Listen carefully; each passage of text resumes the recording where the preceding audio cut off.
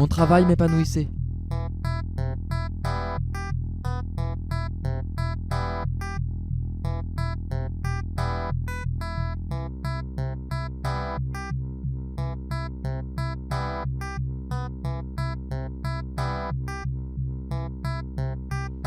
Je passais tout mon temps à faire le travail qui correspondait à mes études, elles-mêmes déterminées par le marché de l'embauche.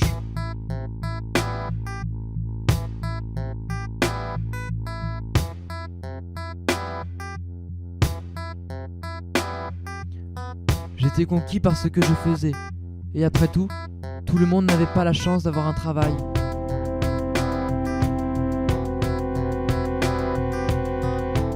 Tout le monde n'avait pas cette chance immense qui consiste à passer la plus grande partie de sa force vitale à effectuer une activité dictée par autrui, dans le but d'obtenir un salaire permettant la plupart du temps de pouvoir survivre et ainsi pouvoir travailler dans de bonnes conditions.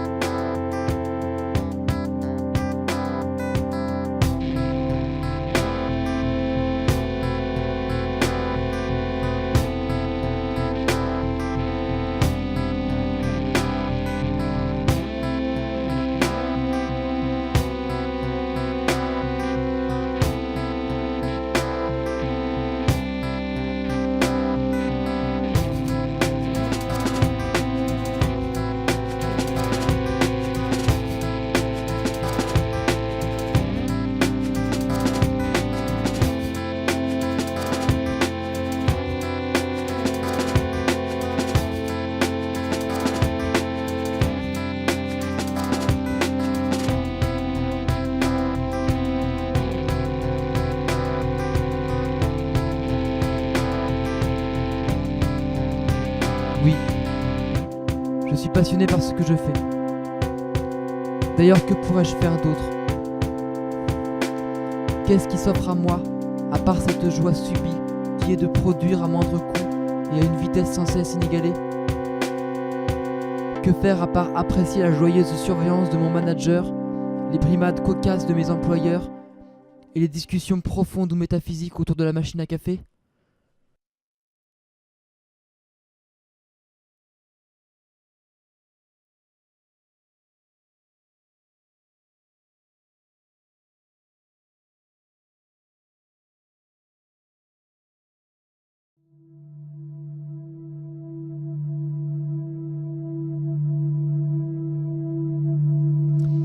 Lorsque je sentais venir une amertume ou tout autre sentiment de dégoût, je me soignais en achetant ce qui me semblait le plus réconfortant, le plus rassurant.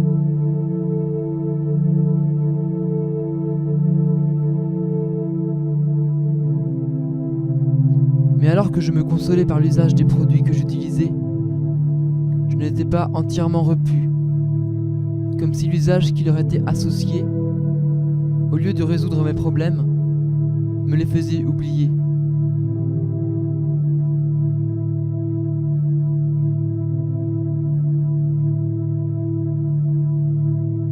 Je me liais à l'image de ce qu'ils étaient, quoi qu'ils soient, car tous ces produits étaient les mêmes, derrière les étiquettes qui masquaient leur singularité.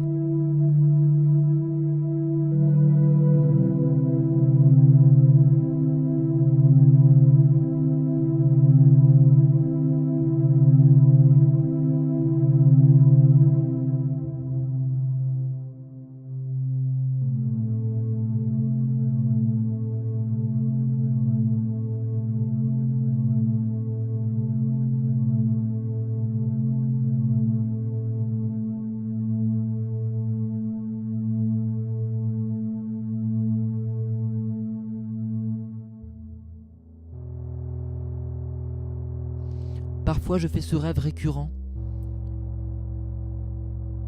d'un endroit que je ne connais pas, mais qui est baigné de cette lumière que je vois rarement.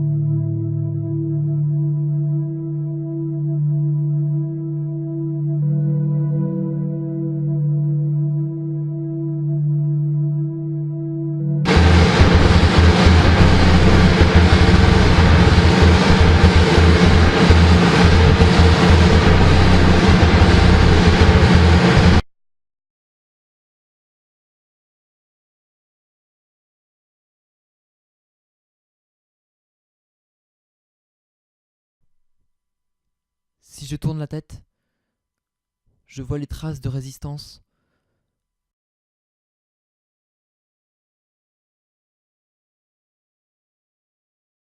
Des gravures sur les murs qui incitent à entendre un ailleurs.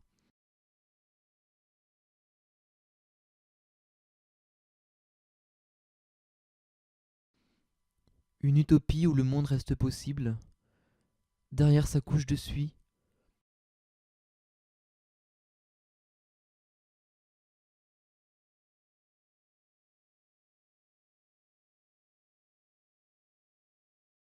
Des espaces cisaillants comme des cicatrices d'un monde meurtri par trop d'indifférence, où la frustration du désir est troquée contre des sodas à bas prix.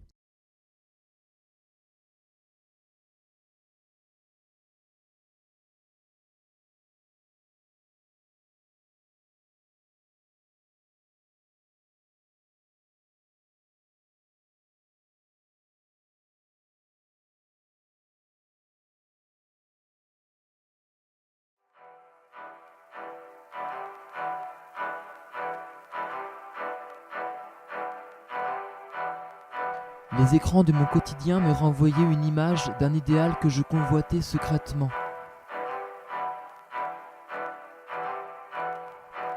La télévision était le lieu de mon repos spirituel.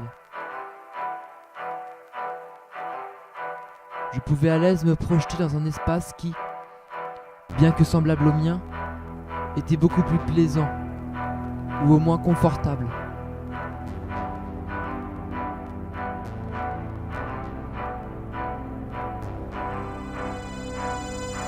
J'ai passé une bonne partie de mon temps libre, convaincu par l'ivresse des images qui se déroulaient à mes yeux, tel un feu d'artifice, masquant le ciel étoilé.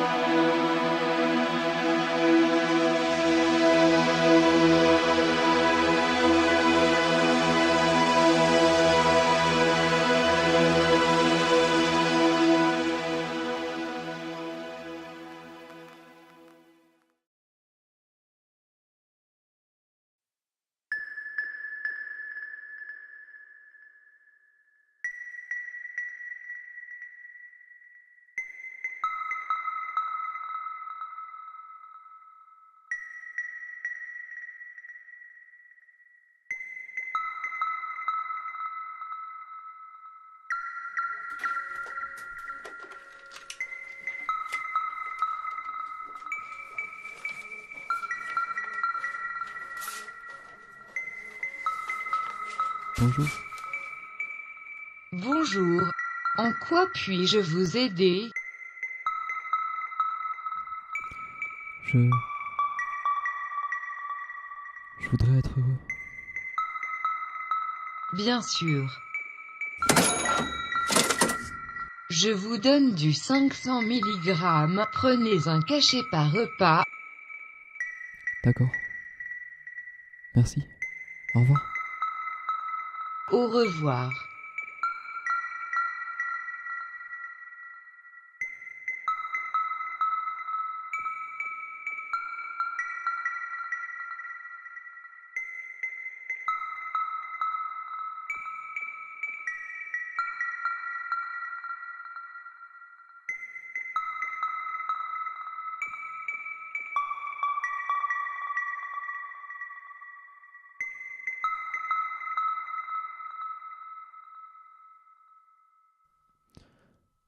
Alors j'ai pris les pilules qu'on m'avait données.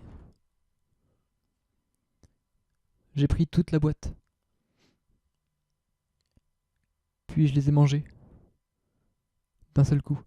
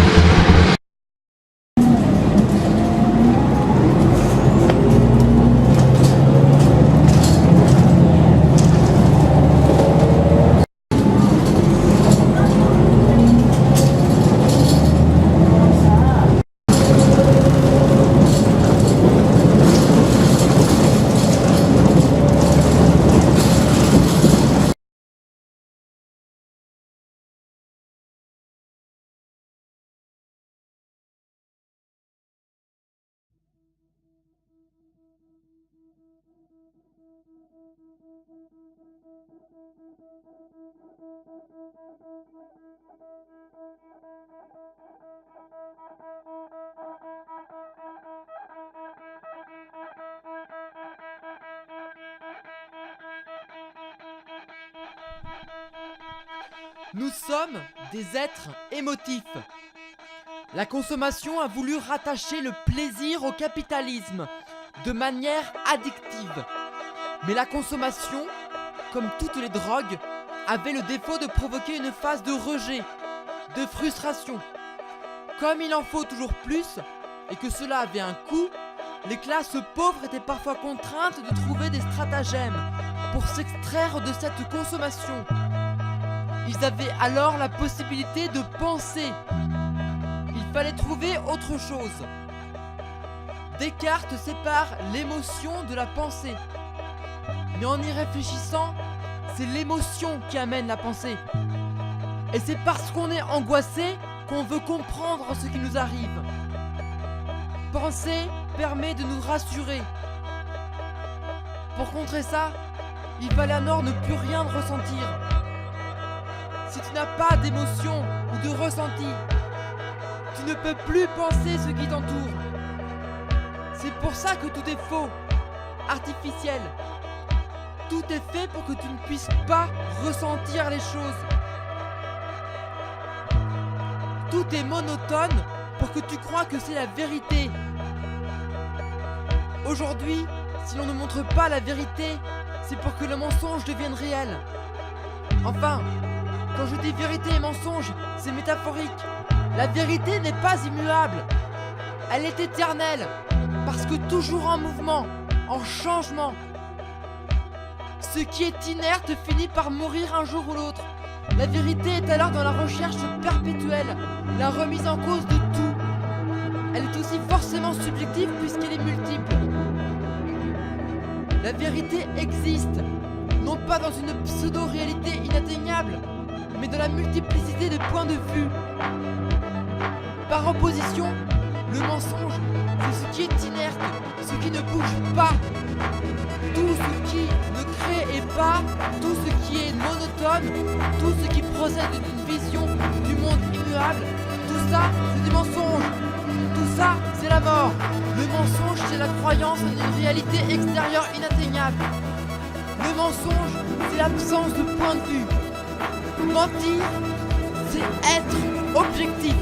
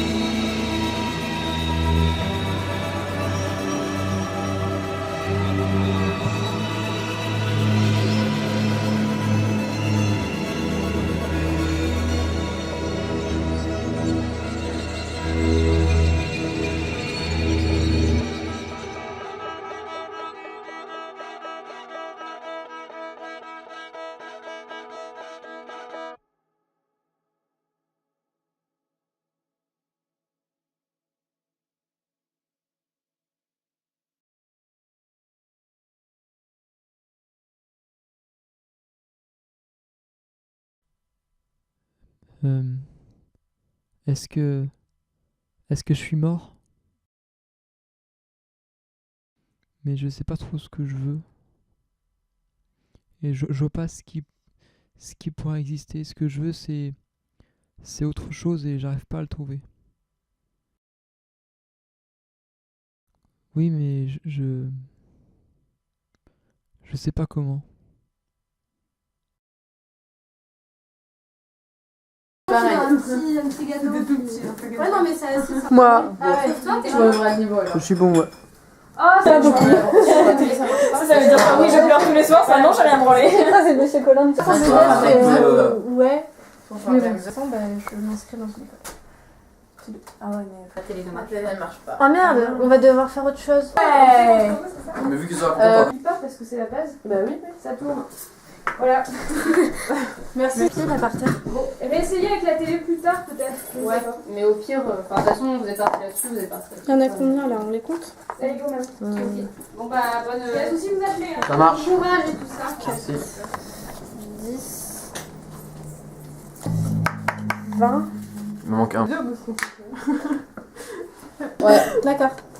Mais du coup, 30 mots, ça va pas du tout. Hein. Ah non, ça va jamais suffire. Et bien photo? Parce que franchement, nous déjà, quand on est 4 à 40 mots, on fait même pas un tour des fois. Donc, Je mets au hasard. un tour. Hein. Je mets au hasard. Hein. Très T'en bien. as